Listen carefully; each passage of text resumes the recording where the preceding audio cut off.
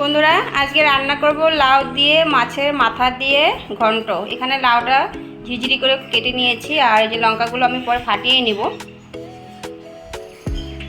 আর এখানে হলো মাছের মাথা অর্ধেকটা নিয়েছি, অর্ধেকটাতেই হয়ে যাবে।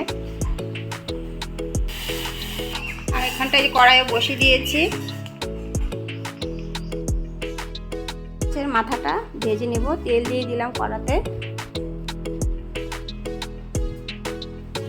মাছটা নুন হলুদ দিয়ে মাছের মাথাটা দিয়ে দিলাম। আর লাল করে ভাজতে হবে, ভালো করে ভাজতে হবে। আমি এটা ভেঙে দিচ্ছি, ভেঙে দিলে ভাজাটা ভালো হয়, তার জন্য আমি ভেঙে দিচ্ছি, পরে আর থেতলাতে হবে না। হয়ে গেছে, সুন্দর করে ভেজে নিলাম। এই তেলের মধ্যে দিয়ে দিয়েছি গোটা জিরে, দুটো শুকনো লঙ্কা, দারচিনি এলাচও দিয়ে দিচ্ছি, কাঁচা লঙ্কা দিয়ে লাউগুলো দিয়ে দিয়েছি। ভালো করে নাড়াচাড়া করে নুন হলুদ দিয়ে দেব। নুন দিয়ে দিচ্ছি, দিয়ে ঢেকে দেব।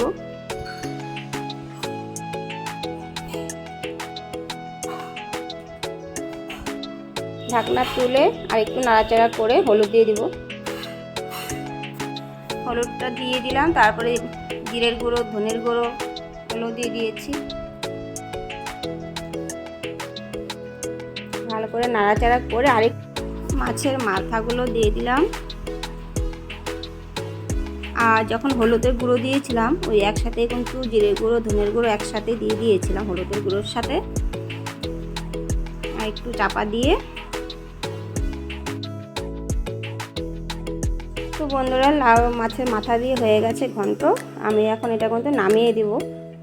দেখুন কত সুন্দর করে কিন্তু গলে গেছে, লাউটা সিদ্ধ হয়ে গেছে। আর যারা মিষ্টি খেতে ভালোবাসেন একটু কিন্তু চিনি অ্যাড করতে পারেন। তো আমি চিনি তো দিয়ে কিন্তু ভুলে গিয়েছিলাম, ওই জন্য আর দিতে পারিনি। পরে খাওয়ার সময় মনে পড়েছে যে চিনি একটু দিলে খুব টেস্ট লাগতো।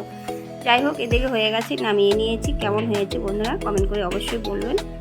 আর ভালো লাগলে লাইক শেয়ার কমেন্ট করে দিবেন। নতুন বন্ধুরা যারা আছেন তারা সাবস্ক্রাইব করে পাশে থাকবেন। তো আজকের মতো এখানেই টাটা।